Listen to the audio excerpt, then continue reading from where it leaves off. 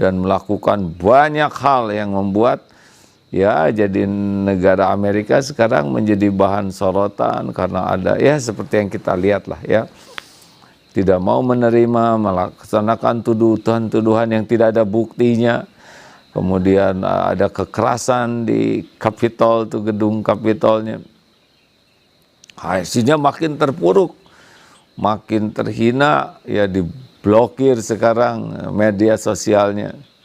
Ini sebuah contoh bagi kita betapa orang yang tidak legowo itu menjadi pelajaran ini ya, ketika diambil takdirnya tidak jadi jabatan, dan ketika tidak nerima itu seperti megang kawat duri ya yang erat sekali, ketika diambil robek semuanya karena menggenggam erat. Harusnya biasa saja di kantor, di mana punya jabatan ya rileks saja. Maksudnya rileks itu adalah ketika waktunya diambil biasa saja karena semuanya ada waktunya. Jadi tidak mungkin kita pengen seumur hidup di sana ya. Kalau Allah mau ngambil pasti diambil. Jadi seperti pensiun di kantor ya, musim mutasi itu rileks saja. Musim mutasi itu bukan musim mutilasi. Wah, ini saya diturunkan dari jabatan, ya gak apa-apa.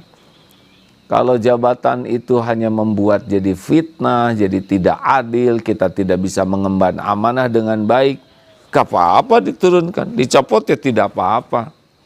Yang penting kan sebetulnya kita bisa selamat dan menyelamatkan. Apalah artinya jabatan kedudukan yang membuat kita jadi hina dan merugikan orang lain.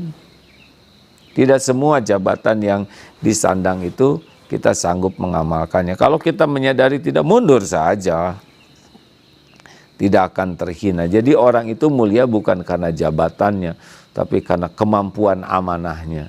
Dia bisa adil tidak, dia bisa amanah tidak, dia bisa menjalankan dengan baik tidak. Nah, kalau orangnya diberikan kepemimpinan dan tidak kapasitasnya, maka diturunkan itu bagian dari karunia ya. Sekarang kita disuruh nyetir helikopter, saudara jadi pilot, tapi kemampuan kita tidak, tidak, saya baru bisa sampai tingkat becak misalkan. Ya sudah, turun saja daripada kita memaksakan diri, kita binasa dan membinasakan yang lain. Jadi jangan ada post power syndrome, semuanya ada waktunya ya. Kapan turun? Ingat tuh suatu saat naik travel, terus di sebuah rest area ketika sedang istirahat, turun tuh ya. Terus ada dari belakang, dari kursi paling belakang tuh, kata. Masih ingat saya, Waduh, ini saya mohon maaf, saya harus membuka memori. Saya ini waktu itu ngundang ke kantor. Oh, rupanya dulu beliau itu Pangdam. Dan wah, Pangdam, Panglima Kodam itu ya itu kedudukan tertinggi di Kodamnya ya. Tapi sesudah pensiun beliau rileks saja, biasanya dikawal dengan berbagai fasilitas yang disediakan. Nah, ketika pensiun beliau naik travel, duduk di belakang dan rileks saja. Dan itu tidak menjadi hina, malah wah Masya Allah. Yang apes itu adalah yang itu tuh, yang post power syndrome itu. Yang sudah selesai episodenya, memang Allah sudah tidak menghendaki, tapi dia masih merasa hebat, masih merasa penting, masih merasa berjasa, masih menuntut orang lain mengakui, menghargai. Ini menderita. Enggak, jangan gitulah. Ini seperti tadi, lepas sajalah ya. Jangan ada kemelekatan dunia ini di hati. Nah, jadi ketika dunia ini diambil, ya belajar dari tukang parkir itu, adanya tidak sombong, ganti-ganti juga tidak ujub, takabur, ya tidak ria, diambil sampai habis juga tidak terluka. Tukang parkir itu hare-hare aja karena merasa hanya titipan. Nah, ini tidak hanya dunia dalam bentuk materi, tapi dalam imateri seperti jabatan kedudukan. Rileks saja, tidak usah minder. Kalau pensiun, pensiun. Kalau mutasi, mutasi.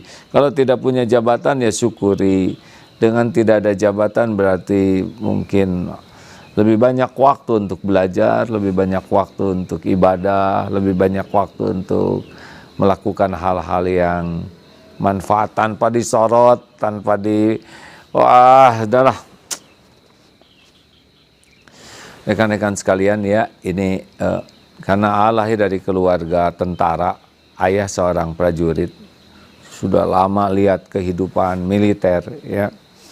Memang ujian sekali jabatan itu bagi yang kurang iman. Tapi bagi yang beriman ya biasa saja. Memang ini kalau cerita di dunia tentara ya kan dihormat tuh, hormat, masuk ke kesatriaan, duduk siap semua, penghormatan. Wah, apalagi sedang upacara, apalagi defile, waduh itu dengan ribuan orang menghormat begini. Kadang apalagi dengan perlengkapan yang bagus, kadang jadi lupa seakan-akan penghormatan orang itu menunjukkan siapa diri kita yang sebenarnya, padahal menunjukkan casing itu, casing bukan diri kita yang asli itu adalah hati kita dan amal kita ya, karena Allah melihat hati dan amal. Gimana kalau hatinya ujub, ria, takabur, kalau sholatnya enggak, jumatan enggak, saum enggak, ngaji enggak bisa, padahal dia hormat. Itu kan cuma sebentar, pensiun selesai itu. Dah sekarang pakai punten ya, tanpa bermaksud meremehkan segala tanda jasa ini. Dah kalau dipakai sehari-hari juga malu ya kan. Sekarang ke masjid pakai tanda jasa, misal udah pensiun, udah malu ya kan, dan juga memalukan. Jadi itu mah cuman casing. Jadi ada episode gitu ya, dah nggak apa-apa dihormat, tapi ingat, oh Allah tahu siapa saya.